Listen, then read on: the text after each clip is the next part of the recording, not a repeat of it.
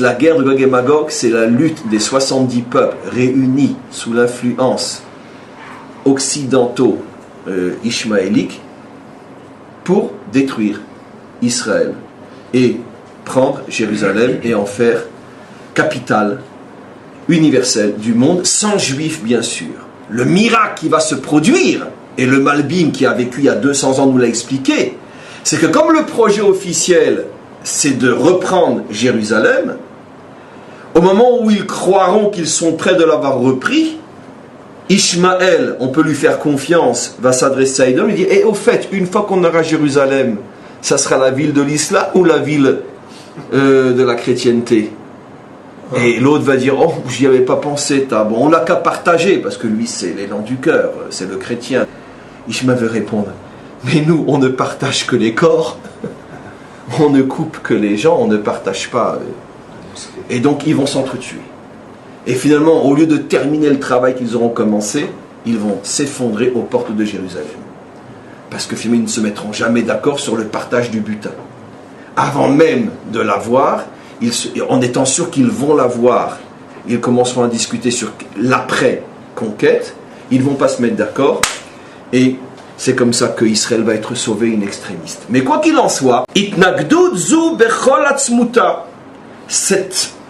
ce rassemblement dans toute sa puissance contre Israël, Tidgalé se dévoilera, comme on le sait, Besof Chag HaSukkot, à la fin de la fête de Sukkot. Comme on le sait, ça fait des millénaires que nos maîtres nous annoncent que la dernière phase, avant la délivrance finale de la guerre de Gog et Magog, ça va exploser pendant la guerre de Sukkot.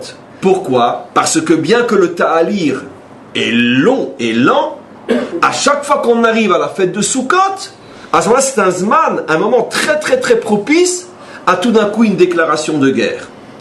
Pas forcément militaire, pas forcément, mais une déclaration de guerre encore plus politique, genre un embargo, un truc, un machin, des grands coups. Ou tout simplement qu'ils lancent le Hamas contre nous, la djihad, etc. Parce qu'ils ne vont pas se salir à nous faire la guerre. Ils ont aujourd'hui le Hamas, le djihad, pour faire le travail à leur place. Quoi qu'il en soit, Besof Chag HaSukkot. Boanu Mak. Et maintenant, regardez ce qu'il va dire. Au nom de Rabbi Tzadok HaKohen Milouvlin, qui était un très très très très grand maître, qui était un chassid, pas un élève direct, mais un élève des élèves du Baal Shem Tov, qui explique pourquoi la fête de Sukkot. Et vous allez voir quelque chose d'absolument fabuleux, qu'on connaît déjà, mais redit d'une manière extraordinaire. Pourquoi? Parce que pendant la fête de Sukkot, mes amis, nous apportions au temple, entre autres, 70 vaches. Et ces 70 vaches, disent nos maîtres, étaient 70 offrandes que l'on répartissait tout au long des 7 jours de la fête de Sukkot, en honneur des nations, comme pour montrer que les nations ont une place dans notre cœur et dans notre service, et dans la maison du maître du monde, parce que la vocation d'Israël n'est pas que pour lui-même, mais pour amener toutes les nations à servir Hachem.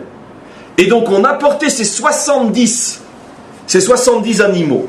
Le Zohar dit que par le mérite de l'apport pendant des siècles de ces 70 vaches au temple pendant la fête de Sukkot, les nations, et chacune en relation avec sa propre offrande qu'on apportait en son nom, les nations recevaient le flux de bénédictions et de réussite tout au long de l'année.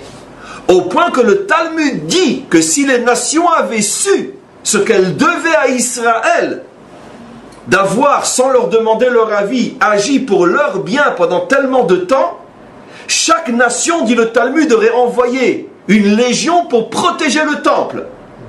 Pourquoi spécialement la fête de Sukkot? Puisque c'est la fête qui symbolise justement tout ce que Israël fait pour les nations. Et bien c'est exactement ce que le Rav Galzerson a expliqué au début. Le pélé de la guerre de Gog et Magog, c'est qu'au moment où on s'attendrait le plus à être loué par le monde entier, c'est là qu'ils se mettent tous contre nous. Au moment où le monde entier devrait célébrer la grandeur des soldats d'Israël qui préfèrent mourir plutôt que de toucher, si on peut l'éviter, un enfant palestinien, Et que si l'enfant palestinien est touché, c'est parce qu'il a sur la tête une carabine de son oncle, ou peut-être même de son père, ou de son frère, ou de son neveu, ou de son beau-frère qui lui dit, si tu bouges, je te tire dessus, poste-toi à la fenêtre pour recevoir l'obus en pleine figure, pour que je puisse après prendre une photo de ton visage déchiqueté, au lieu que le monde entier qui a les photos de ce qui se passe, disent, regardez cette armée qui met en péril ses enfants, pour essayer de protéger au maximum la population tenue en otage par des monstres, on voit déjà se faufiler la prochaine et future très rapide condamnation à l'ONU pour les crimes barbares d'Israël. Comment c'est possible? Eh bien la réponse est dans la Torah, mes amis, nous dit le maître.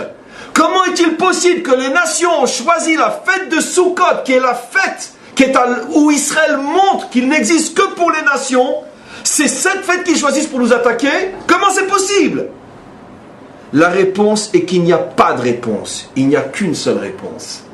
Ça, c'est la force maléfique de Édom et d'Ishmaël. Lorsqu'ils se mettent ensemble, ils sont capables de retourner le bien qu'Israël fait contre lui-même. Alors que, comme on a expliqué, c'est le Hamas qui devrait être condamné pour crime contre l'humanité,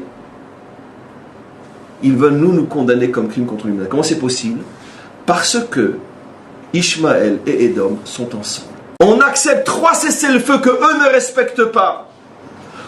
On engage les troupes, et malgré tout le monde entier commence doucement mais sûrement et de plus en plus rapidement à être contre nous. Comment c'est possible? Ça nous rend fous. La réponse est dans la Torah. Au moins au niveau du mécanisme, la guerre de Gog et Magog aura lieu au moment de la seule fête où on ne se serait vraiment pas attendu à ce qu'ils nous disent merci de cette manière-là. Maintenant, ça n'explique pas encore le mécanisme, mais ça nous permet au moins de comprendre que ce que nous vivons n'est que l'expression la plus profonde de mécanismes déjà placés dans la Torah il y a des millénaires. Donc, ça ne nous console qu'à moitié, mais je pourrais presque dire que ça nous console complètement. Pourquoi? Parce que si c'est un mécanisme prévu par la Torah, c'est qu'il a forcément un sens extraordinaire pour nous. Et comme on sait aussi que c'est précisément de la guerre de Gog et Magog que l'on sortira vainqueur pour rentrer dans la délivrance finale et éternelle, on comprend que ce processus insupportable à nos yeux aujourd'hui est véritable annonciateur de notre délivrance définitive, aussi difficile que ça soit au présent.